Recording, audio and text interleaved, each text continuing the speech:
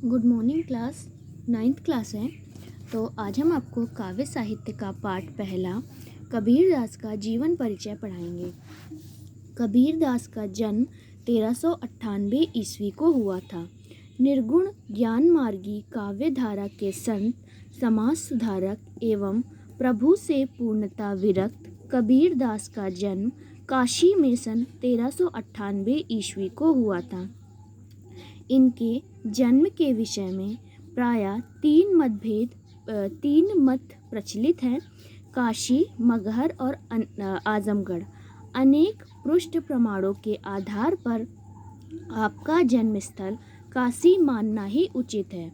भक्त परंपरा के अनुसार किसी विधवा ब्राह्मणी को स्वामी रामानंद के आशीर्वाद से पुत्र की प्राप्ति हुई तथा लोक लज्जा के भय से उसे काशी के समीप लहरतारा तालाब के पास फेंक दिया।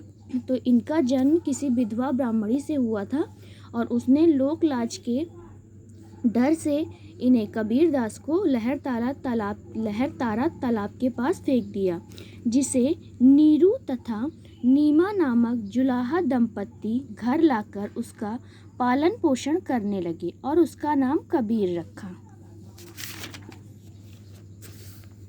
इनकी शिक्षा का कोई प्रबंध नहीं था। इन्होंने साधु संतों तथा फकीरों के संपर्क में रहकर थोड़ा बहुत ज्ञान प्राप्त कर लिया। कबीरदास का अधिकांश जीवन काशी में ही बीता। काशी में मरने वाला स्वर्ग तथा मगहर में मरने वाला नरक प्राप्त करता है, इस धारणा को निमूल सिद्ध करते हुए मृत्यु के समय मगहर, जिसका वर्तमान नाम संत कबीरदास नगर है, तो मृत्यु के समय कबीरदास जी मगहर चले गए थे। यहीं पर 120 वर्ष की आयु में आपका स्वर्गवास हो गया। तो इनका जन्म हुआ था 1398 ईस्वी को और मृत्यु हुई थी 1518 ईस्वी को। कबीरदास का निधन सन 1518 ईस्वी को हुआ था।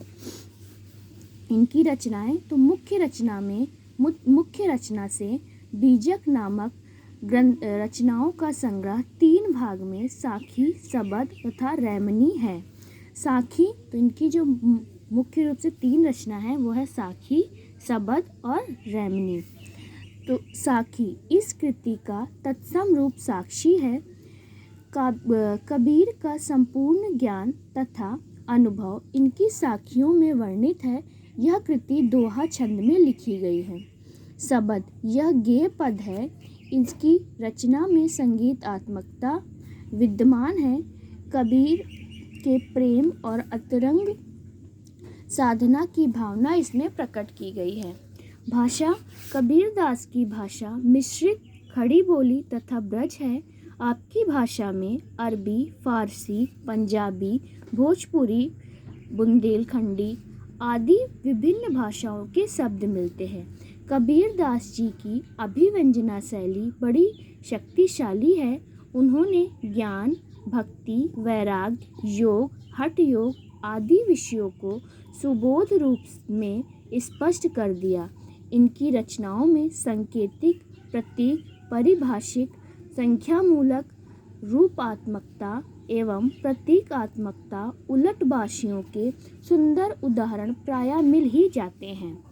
हिंदी साहित्य के 1000 वर्षों के इतिहास में कबीर जैसा व्यक्ति को कोई हिंदी साहित्य के 1000 वर्ष के इतिहास में कबीर जैसे व्यक्तित्व को लेकर कोई लेखक पैदा नहीं हुआ। वास्तव में वे हिंदी साहित्य सागर के अमूल्य रत्न हैं। तो बच्चों, आज के लिए बस इतना ही। Thank you.